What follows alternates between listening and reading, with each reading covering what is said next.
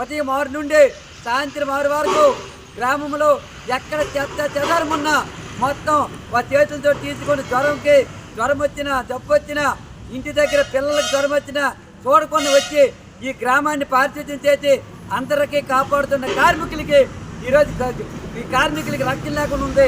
ఇది చాలా నేను తెలియజేస్తాను. ఎక్కడ మీటింగ్ అయినా ఎక్కడ ఏ సమస్య ఉన్నా ఇలా వెళ్ళి అక్కడ క్లీన్ చేసే పరిస్థితి ఉంది.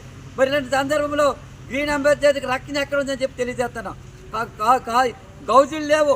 ఆ ఇచ్చారు ఎప్పుడో తొట్టిపల్లి ఇచ్చారు. ఆ తొట్టిపల్లి మొత్తం ప్యాచ్లు అయిపోయి వీళ్ళు డబ్బులే ఖర్చు పెట్టుకుంటున్నారు.